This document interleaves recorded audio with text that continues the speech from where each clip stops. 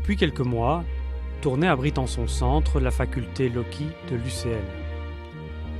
C'est dans un ancien site industriel, situé dans le quartier Saint-Jean, sur la rive droite de l'Escaut, et réinvesti par l'architecte portugais Manuel Aires Mateus, que la faculté a pris ses quartiers. Soucieuse de s'impliquer dans la vie locale et la gestion du territoire de la ville, Loki se propose de mettre à disposition des chercheurs, des associations, de l'administration et des gestionnaires de ce territoire des outils numériques de pointe. Un relevé en photographie verticale et oblique de l'agglomération tournaisienne a été effectué en mai 2017 par survol en hélicoptère. Il nous a permis de réaliser un modèle géoréférencé en 3 dimensions. Le musée du folklore de Tournai abrite sous ses combles la copie d'une maquette de la ville réalisée il y a 3 siècles à la demande de Louis XIV. Les mêmes techniques de prise de vue ont été utilisées pour produire un modèle géoréférencé en 3 dimensions de cette maquette. Ces 2 modèles peuvent donc se superposer pour proposer une visite virtuelle de la ville en parallèle à 2 époques.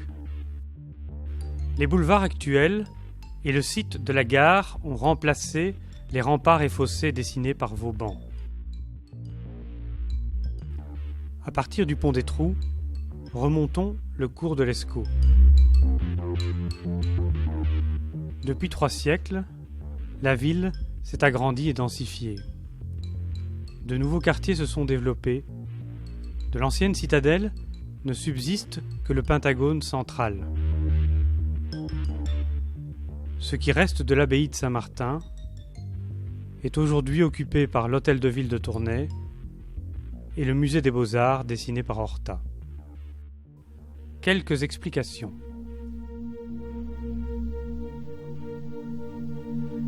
Un grand nombre de photos aériennes sont prises à partir d'un hélicoptère. Certaines en visée verticale et certaines en visée oblique le long de trajectoires concentriques. Chaque photo couvre une portion de territoire. Un logiciel analyse les photos et les compare pour en extraire un très grand nombre de points remarquables. La position de chaque point dans une image est comparée à sa position dans les autres images pour déterminer sa position dans l'espace. Chaque point est ainsi référencé dans les 3 dimensions. L'ensemble de ces points mesurés forme un nuage de points basse densité. Par extrapolation, ce nuage est densifié pour obtenir un nuage de points haute densité au rendu plus réaliste. Les points peuvent être reliés entre eux pour former des facettes triangulaires, ce qui constitue un modèle communément appelé fil de fer.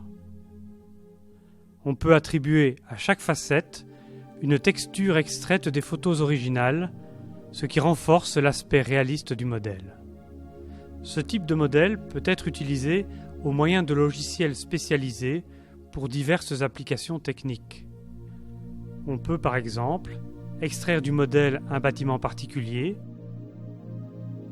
pour en étudier toutes les faces et y effectuer des mesures en 3 dimensions.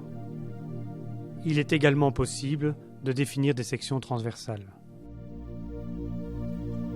Ces données montrent toute leur utilité lorsqu'elles sont exploitées dans les logiciels d'information géographique où elles peuvent être intégrées à un très grand nombre d'autres données à référence spatiale.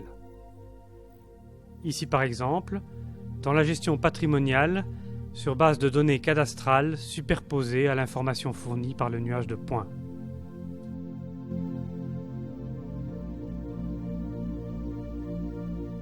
Ce type d'analyse peut se faire au niveau d'un quartier ou à l'échelle du territoire. Ces outils sont actuellement utilisés dans une recherche menée localement au sein de la faculté Loki.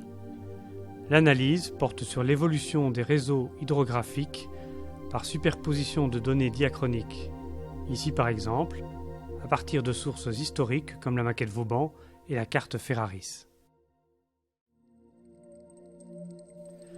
La 3e dimension du nuage de points peut être exploitée, par exemple ici, en représentant la hauteur des objets dans une gamme chromatique.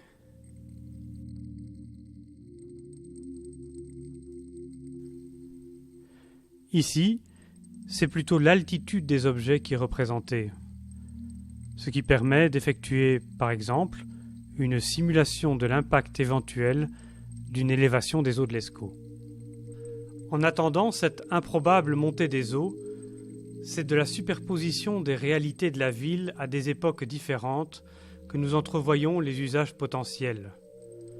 Pour intégrer, par exemple, des projets d'étudiants en architecture dans la réalité urbaine. Ces deux modèles numériques, nous les voyons surtout comme des outils, tant pour la ville de Tournai que pour notre faculté.